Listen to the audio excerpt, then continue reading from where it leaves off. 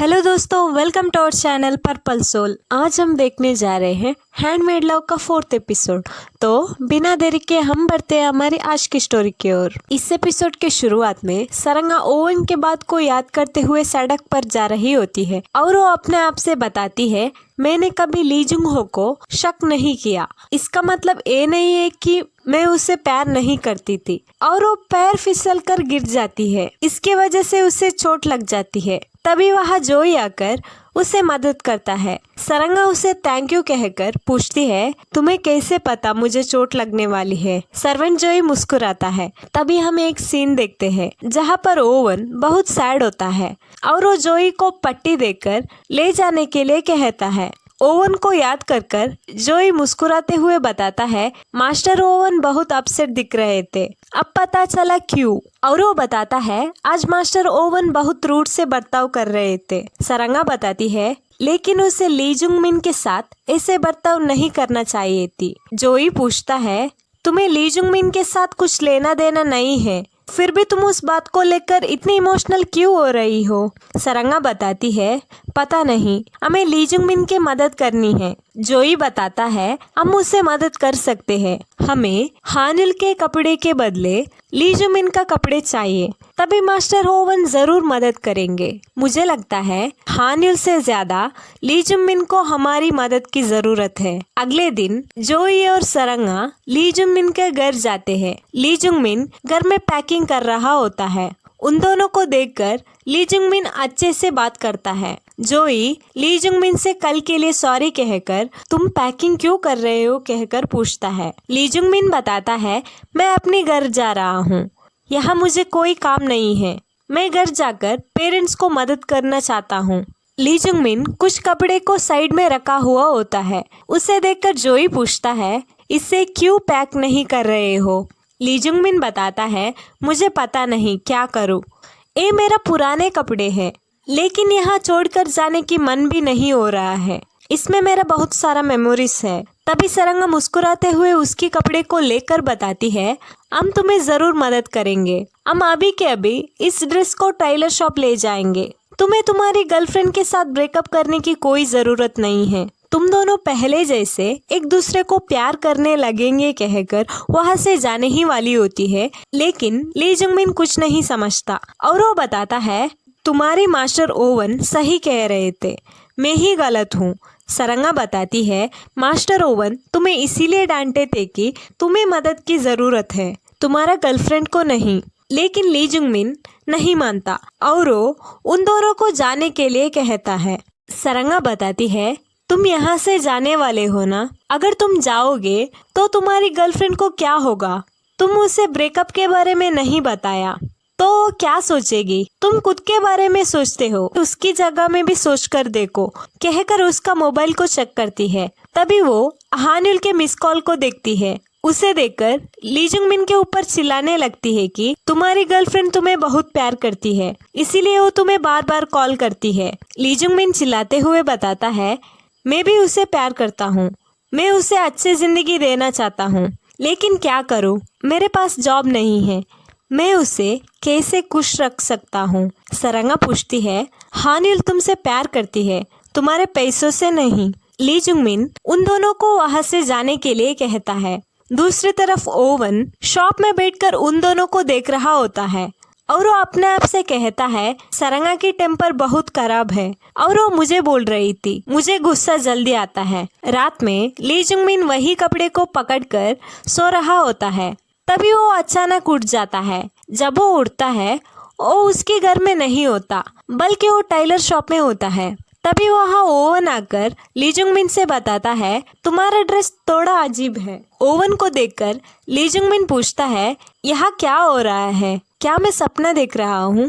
Oven पास आकर ली Jung मिन का कपड़े को टच करते हुए बताता है, मैं तुम्हें तुम्हारी मेमोरीज को दिखाऊंगा जो तुम भूल चुके हो, लेकिन तुम्हारे ड्रेस को सब कुछ पता है। तभी ली जुंग मिन को आगे से उसके और हानिल के कुछ अच्छे पल सामने आ जाती है, जहाँ पर हानिल और ली जुंग मिन साथ में खेल रहे होते हैं। हानिल पूछती है, अगर हम दोनों में से एक को जॉब मिली तो हम क्या करें? ली जुंग मिन बताता है, इसमें क्या है, दोनों को एक ना एक दिन काम जरूर मिलेंगे।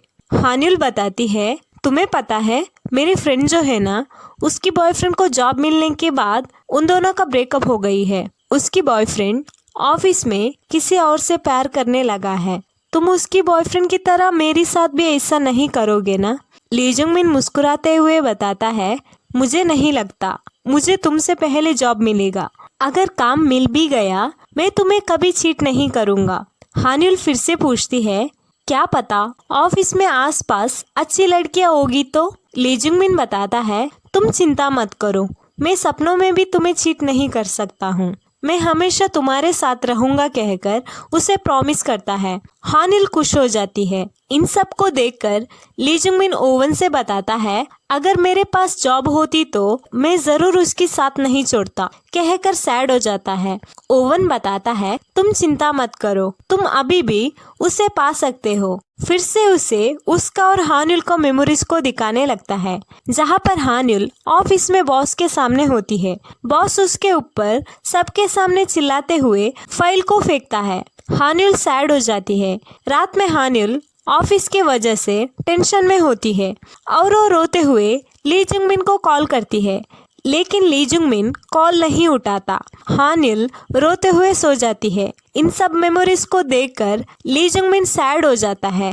हानिल के घर के ओर भाग जाता है। ली जंगमिन हानिल के घर के दरवाजा खटखटाने लगता है। हानिल दरवाजा खोलती है। ली जंगमिन बताता है, ये सब मेरी गलती के वजह से हो रहा है, तुम प्लीज मुझे माफ करो। हानिल दरवाजा बंद करती है, लेकिन ली जंगमिन वहाँ से नहीं जाता और वो बताता है, मैं गलत हूँ, मैं तुम्हें बहुत प्यार करता हूँ। मुझे लगता था तुम मुझे बताए बिना ऑफिस में किसी और से प्यार करने लगी हो और मेरे पास जॉब भी नहीं था, इसके वजह से मैं और पागल हो चुका हूँ। मुझे लगता था मेरे पास जॉब ना होने के वजह से मैं तुम्हें खुश नहीं रख सकता हूँ, इसीलिए मैं तुम्हें जाने दिया और कुछ नहीं कहकर रोने लगता है। हानिल उसके बात सुनकर दरवाजा खोलती है और वो उसका शर्ट को देखकर बताती है, मुझे हमारे अच्छे पल याद आ गई, मुझे तुम्हारे अलावा इस दुनिया से और कुछ नहीं चाहिए। ली जंगमिन बताता है, मुझे भी, तुम फिर से मेरी जिंदगी में आओ, मैं कभी तुम्हारा साथ नहीं छोड़ूंगा।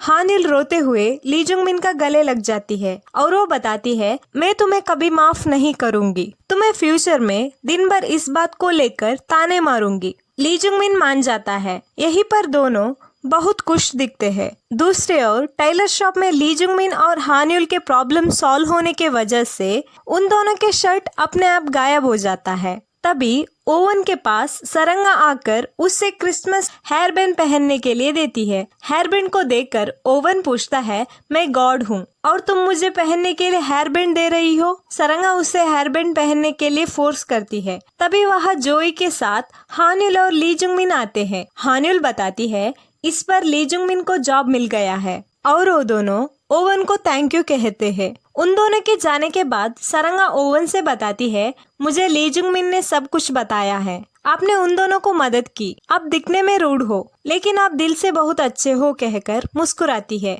ओवन सरंगा से रूड से बर्ताव करने के लिए सॉरी कहकर बताता है, तुम सही हो, मैं हेवन नहीं जा सकता हूँ, क्या तुम मुझे हेवन जाने के लिए मदद करोगी? सरंगा कंफ्यूज होकर पूछती है, मैं इंसान हूँ, मैं आपको कैसे मदद कर सकती हूँ? ओवन बताता है, तुम मुझे इमोशंस सिखाओ, मुझे दुनिया के लोगों के फीलिंग्स समझ में नहीं आता। सरंगा मुस्कुराने लगती है। उसे मुस्कुराते हुए देखकर ओवन चिल्लाते हुए पूछता है, यहाँ गॉड तुमसे मदद के लिए रिक्वेस्ट कर रहा है, तुम हंस रही हो। सरंगा बताती है, मैं आपको मदद कर सकती हूँ, लेकिन मेरी एक छोटी कंडीशन है, आपको मेरे साथ फ्रेंडली से बर्ताव करना पड़ेगा और मैं आपको मास्टर नहीं कहूंगी बल्कि आपके नाम से पुकारूंगी। ओवन बताता है, मैं गॉड हूँ, इंसान नहीं, तुम मुझे नाम से नहीं बुला सकती हो। सरंगा बताती है, ठीक है, कोई बात नहीं, मैं भी आपको मदद नहीं कर सकती हूँ। ओवन उसकी कंडीशन को बहुत मुश्किल से मान जाता है। सरंगा खुश हो जाती है। तभी वहाँ जोई सेल्फी लेने के लिए कैमरा के साथ आता है। सरंगा ओवन को हेयर बैंड पहनने के लिए कहती है। इस बार ओवन मान जाता है और वो तीनों साथ में फोटो खींचते हैं। यहीं पर हैंडमेड लव का 4th एपिसोड खत्म होता है। हम अगले एपिसोड लेकर बहुत जल्दी वापस आ जाएंगे। तब तक के लिए please do subscribe to our channel and thank you for watching our video.